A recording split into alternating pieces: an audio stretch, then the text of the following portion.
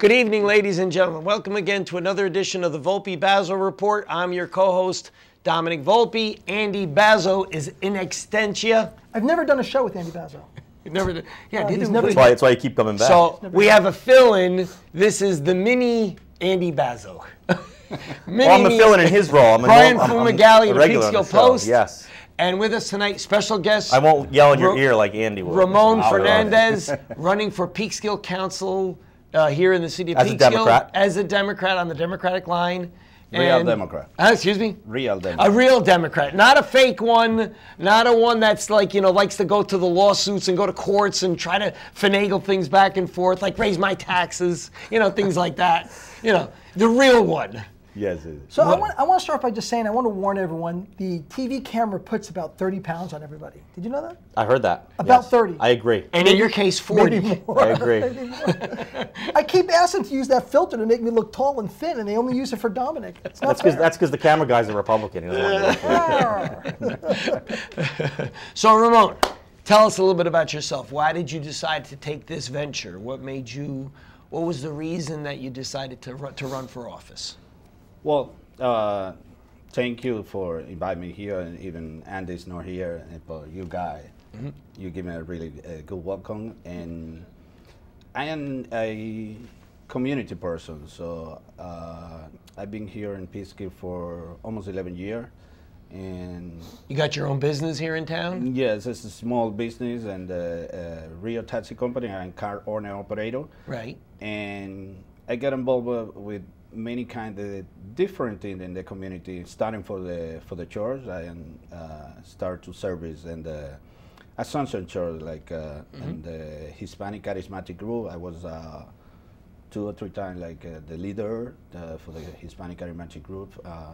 Start to visit the county jail. It was a spiritual thing for the people who were there, and they given some kind of help. And I get involved like 5 years ago with the Peekskill Youth Soccer Club, with a community organization. We started it's a couple parents, and it's a not-for-profit organization. And after that, we started to work in the Peekskill Hispanic Community Corp, and then we get involved in a more different way in the whole community to try to bring, it's like to try to build a bridge in the whole community. Sometimes the people say that the Hispanic community, they are like a separate. They don't participate in many kind of things. Sometimes it's true, and we try to, to make more easy that integration in the whole community, and it's going to be benefit for everyone in the city. So that's my first interest, and usually I like to motivate other people to get involved, and mostly in the school district, like in the school board. Even I did it 2 years ago. I ran for the school board member, and I tried to support before Adriana Ariza, like 1 or 2 years ago.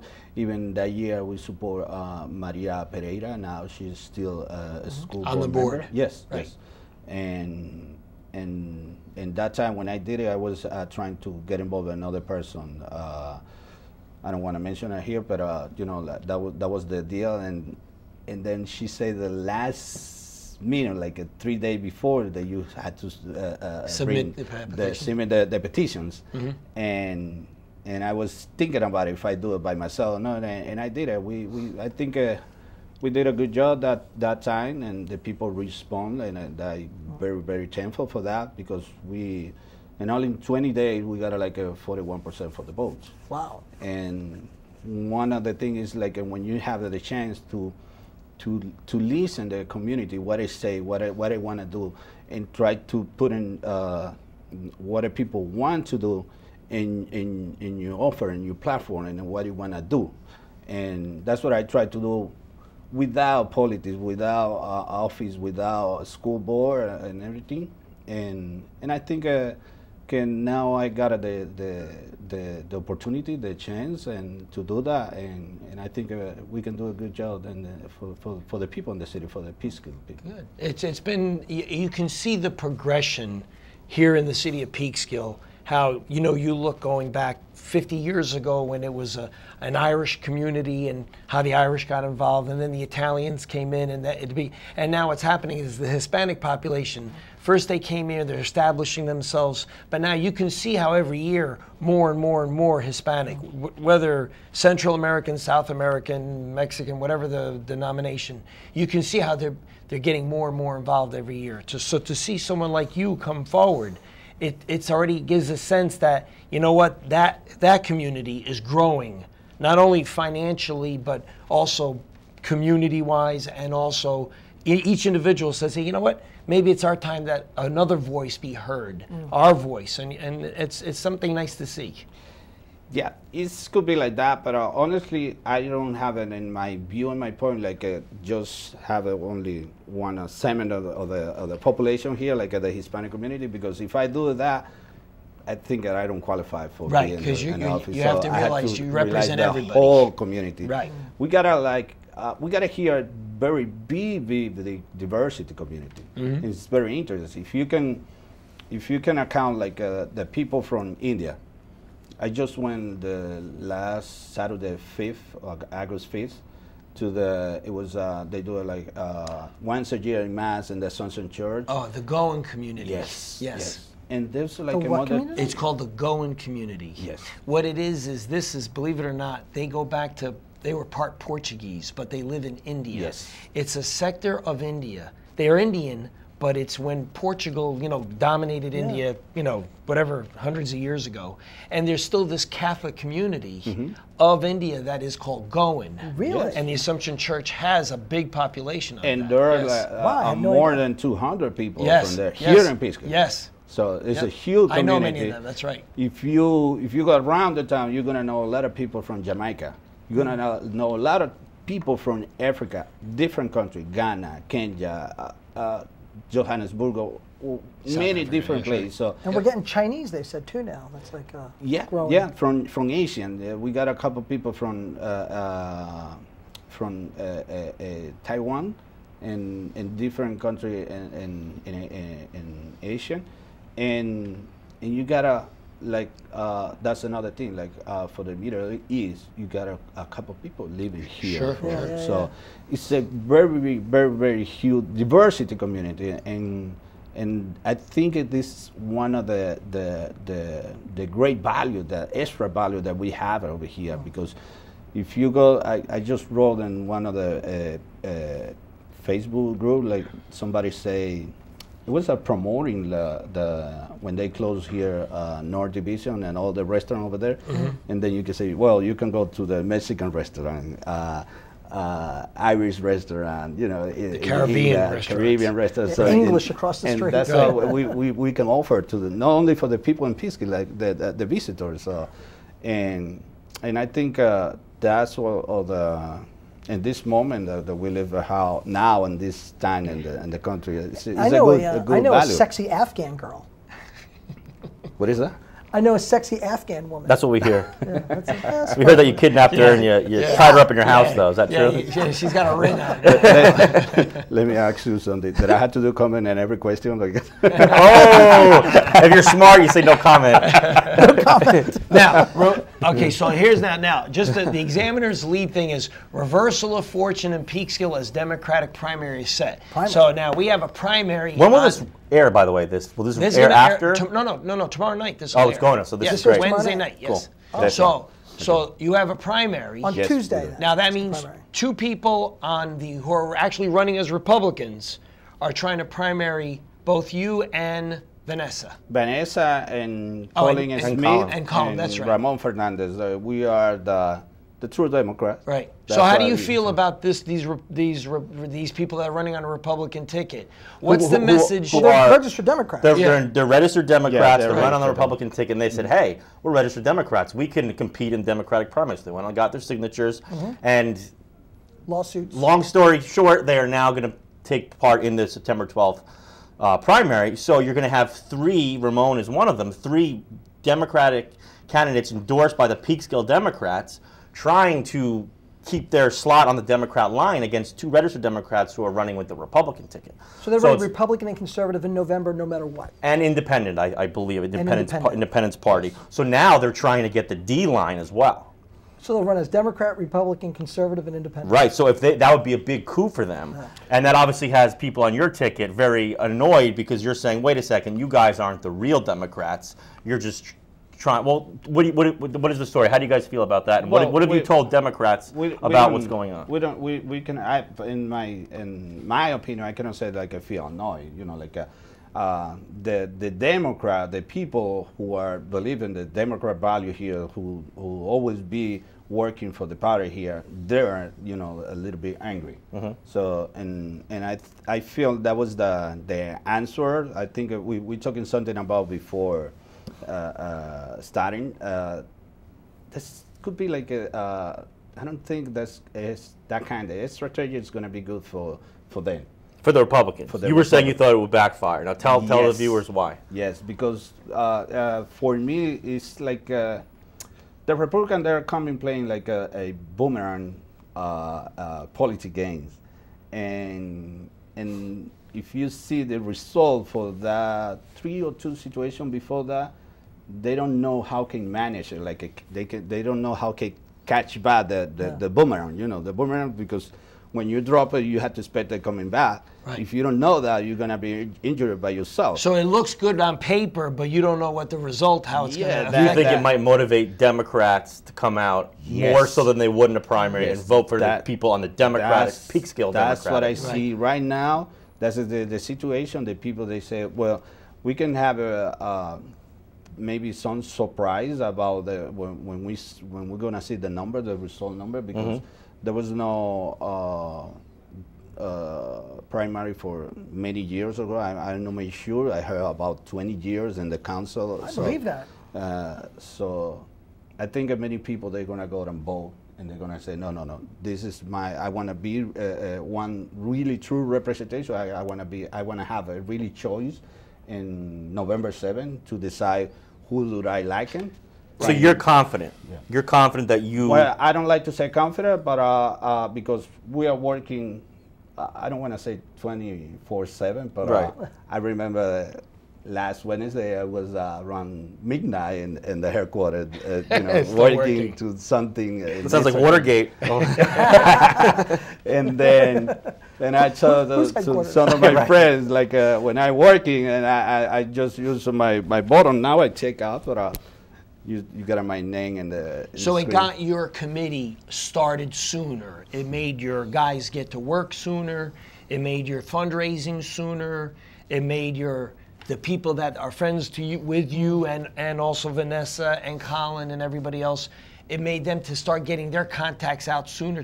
So in a sense, it started the machine that gets people elected started sooner. In a sense, that's the backfire you're talking about. That's the real, totally.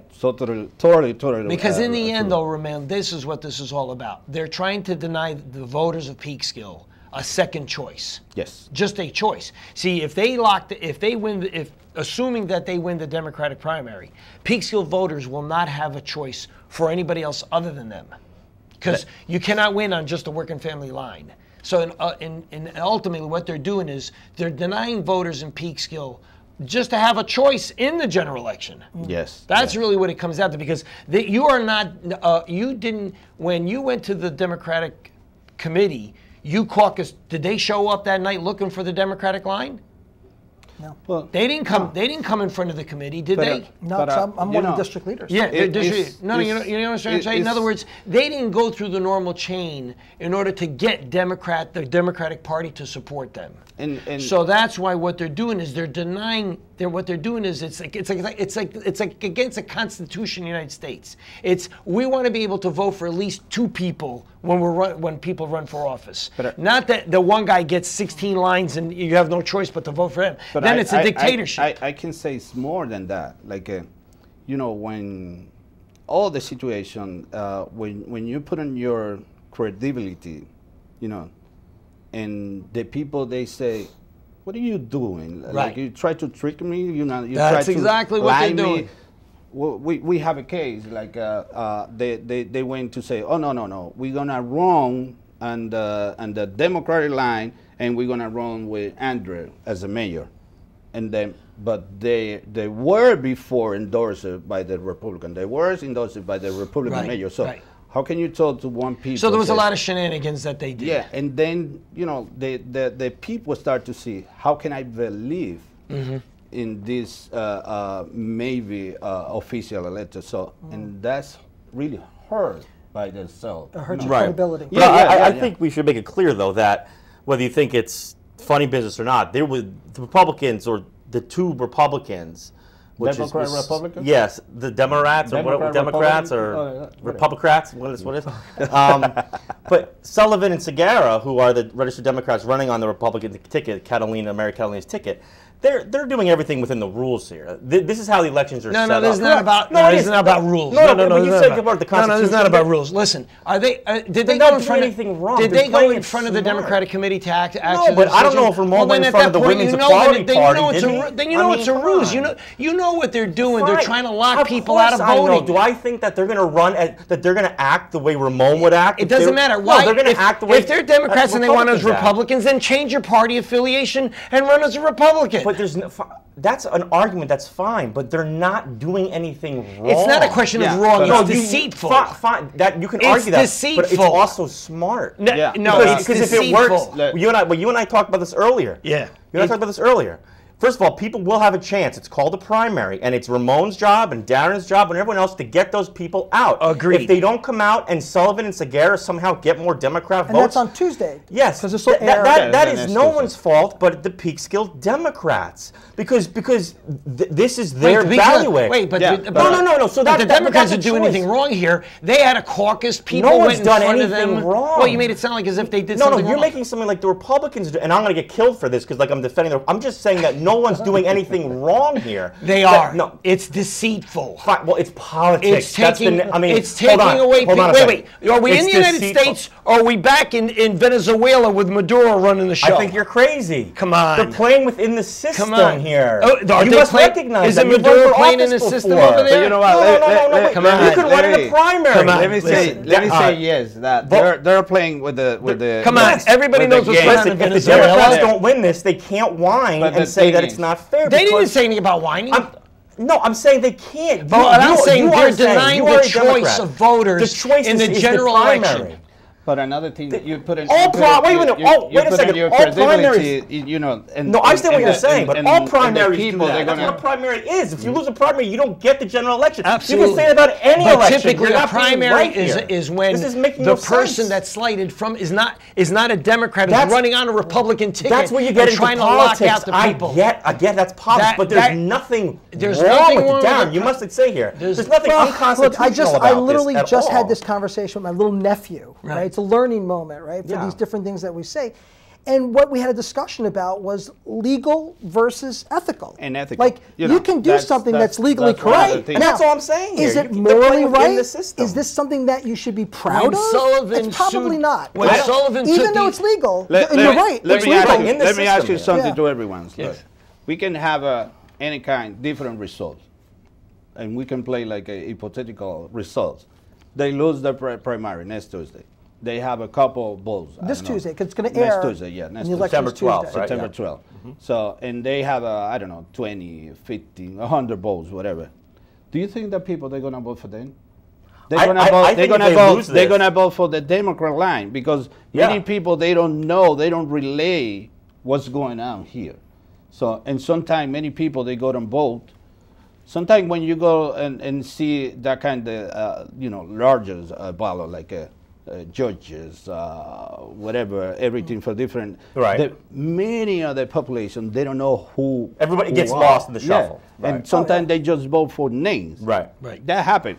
You know that. Right. Everybody know that. Right. So if that happened and they got some vote, whatever, in the November, they're not going to have that vote. So they just did it just because they want to try to, they think that they are more smart than the people. Right. Now the people wake up And the people, you're going to see that. What he said is exactly true. Yeah. That's what they think. And as you and I said before we started on camera, I think the strategy for Catalina's ticket is a smart one, but I think that if they lose on the 12th, they come across that's it. I mean, Catalina will probably win re-election, I would think, but everyone else on the ticket, I would think Sullivan and Segarra certainly would have a very hard time winning. Right. Because how do they turn around and go back now? And so on the 12th, and what ticket are they running on? Well, the Republican ticket. Right, but I think you guys could be very happy on the 12th because it wouldn't mean that you're gonna win, but I think that would be a very good sign. So I think it's a good strategy, but it's risky. And if they lose on the 12th, the home stretch when they're campaigning, so what you're saying it's not going to be easy. They for them. put all their chickens in this. I think so. In this basket to say if we don't pop them out now, then that's it. We're almost.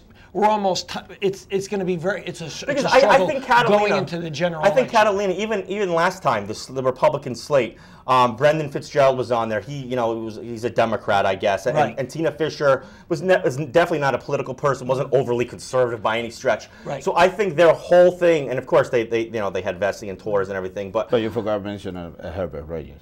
Right. Oh, yeah, exactly. Well, yeah, he's my friend. Yeah, and he's not an overly political person either. So I think Catalina's whole mindset, whether it's right or wrong, is listen. We see the registration in this city. We have to run let's say Republican light with Democrats on it, but we'll call it Republican light. Right. And a lot of people, myself included, my whole thing's always been, you're not going to trick that many people that often. Where if you're a Republican, get a bunch of Republicans on your ticket that are real Republicans and run as Republicans. And if you lose, you lose. But what does it say? What does it say that he can't? So what does it say that he can't muster up 3 people to run with him? I think Brian he doesn't want to because he doesn't see it the way I see. He disagrees with me. He thinks that he can be, we don't like Donald Trump. And we're different Republicans, but people don't buy that. People see Republican, they think Republican brand. They see Democrat, they think Democrat brand. Right. And so that's, I think, a big reason why he's tried this ticket, and will it, quote unquote, fool people? So now the Republicans are going to kill me for this, saying that they're trying to fool the voters. So just to Bobby Heckler and Andre Rainey and everyone out there, okay, get a life. This is just an honest analysis by all of us here. And I'm going to get, they're going to get annoyed at me for saying we're trying to trick the voters just after I said they're not doing anything wrong. I'm saying this is politics. The name of the game, of course not for Ramon, but for a lot of people, is to try to trick and bend things. Both parties are playing within the system. Let's see how it shakes out, but I think it's a very big gamble Brian, for the Republicans. If I can also add, and I don't want to give advice to the Republican Party. Come on, he's our guest. Well, I don't want to give advice to the Republicans because I don't want to help them out. But, you're in a city of 30,000 people. Right, this election might be like maybe 800 people will vote out of like 30,000. Don't have the primary. Primaries. Yes. Primaries. Yeah. So you're looking at situations. It's only 10% typically in a primary. Only 10% of registered voters. Okay. Yeah, no. Forget about the council. Just whatever. Just 10% of the registered only 5,000 people vote in the general election anyway. Right. And to your point, they're the ones who pay attention to what's going on. But the 5,000 people that vote in the general election, right? So it's still small, right? So you got to inspire your base. You got to get inspiration for your base out there. And when they ran Vinny Vessi and Joe Torres, and when they run Republicans got excited and voted for them. Right. And when they run Democrats, the base doesn't turn out as enthusiastic, and they don't win. And that's true for both parties, obviously. I don't know why they're doing this. But also, to your point, as you said earlier, it was before, and this bodes well, I think, for Ramon and the people on his ticket, is that the people that vote in primaries on both sides are the ones that really pay attention. Oh, yeah. Right. And if I'm a Democrat, a Peekskill Democrat, correct, and I'm really paying attention, I know what the heck's going on here, and I'm going to come out and vote. You're mad. Party faith, right? And you're mad. And that's who you guys are targeting. Yeah, and we are. I just came for knocking doors. So, and when I went to a couple of houses, they told me, you don't need to tell me. I know everything. Right. See, go and take a time. There you go. So some people, they don't know, because we are talking with people that they are registered Democrat. Right. And then we gonna get involved with more people. Right. So, and people,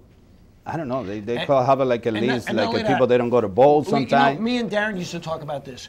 whenever you have a primary and whoever wins those primaries, it's kind of like a leap board going into the general election, because you get that momentum. You got to win, and bang, all of a sudden it becomes even. You're high, and the other side is down. Yes, because it's because where do they regroup now? Meanwhile, they're focused. They already know that there's the eye on the prize, and boom, let's go, and that's what happens. On the other hand, you guys it's going to be hard to regroup. I mean, you're going to go into that general election on the working families and women's equality. That's a tough. If we lose. That's what I'm saying. If you lose, whoever loses. Is no, we have one Democrat. One will be on the Democrat. No, I'm talking about though Vanessa, Ramon, and Colin.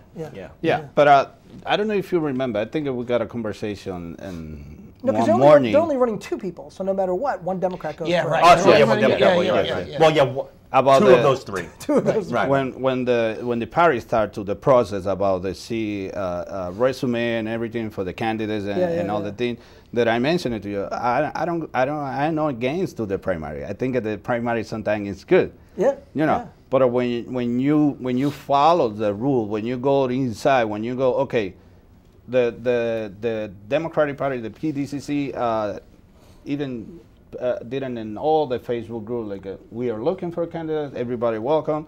That's why when I did it, and somebody asked me, why do you run for city council? I said, well, I wasn't on the side. Right. And then I started to asking to people that I really close to, then friends and people that are working in the different community organization, and one of my friends told me, oh, now you have the opportunity and you like to bring people and push people to run for different things, and now you're afraid for that. I say, no, I'm not afraid. I just asking. I want to, what is your opinion? Because when you decide to run for office, you need to have some very, very support. Right. You cannot think like, okay, I am the best man here and everybody had to vote for me. No. You have to support for your people. Then my first question, it wasn't my family. Right. It wasn't my 2 teens. And I asked him, and I have a really strong answer.